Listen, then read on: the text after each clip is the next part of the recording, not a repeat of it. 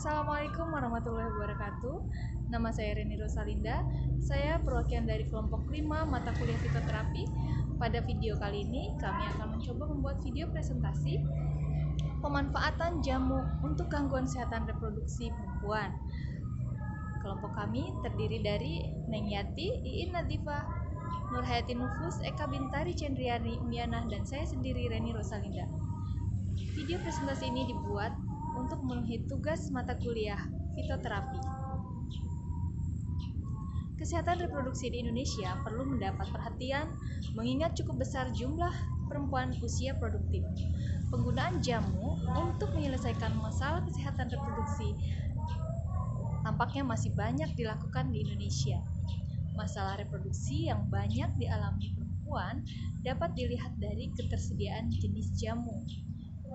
Jenis jamu yang banyak tersedia di Indonesia untuk gangguan menstruasi, jamu untuk pasca melahirkan, jamu untuk perawatan kehamilan, bahkan jamu untuk terlambat haid juga tersedia di masyarakat.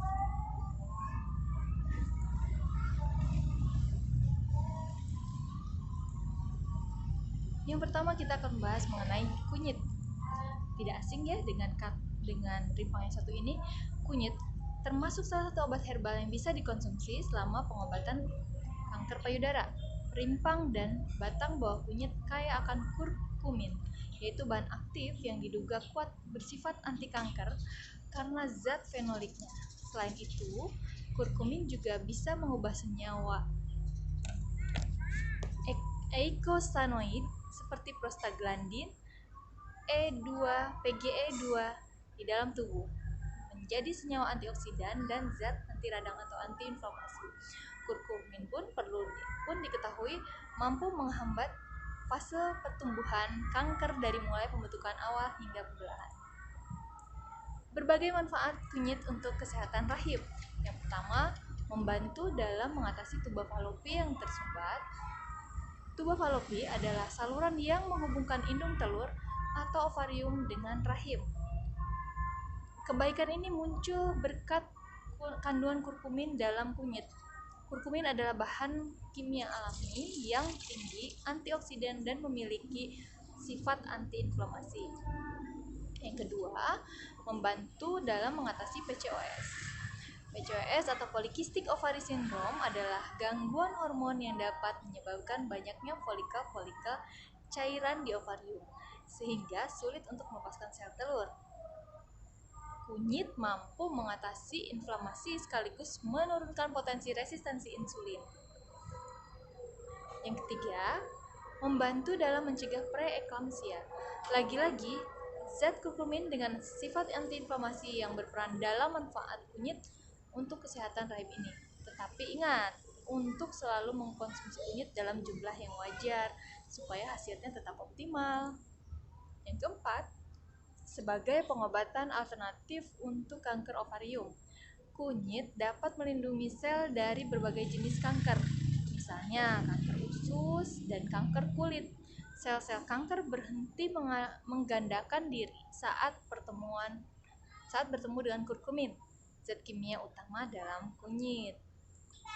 Yang kelima, membantu dalam meringankan endometriosis.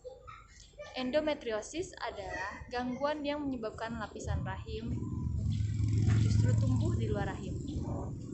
Kurkumin dalam kunyit memiliki sifat antiinflamasi dan antioksidan. Nah, dua contoh jamu yang banyak kita temui di masyarakat, yang pertama itu ada jamu kunci sirih. Jamu kunci sirih merupakan perpaduan dari daun sirih dan temu kunci.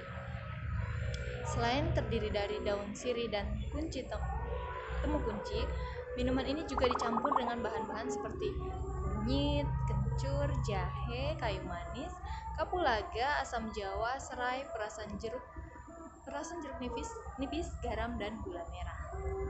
Yang kedua, banyak kita temui juga jamu kunyit asam.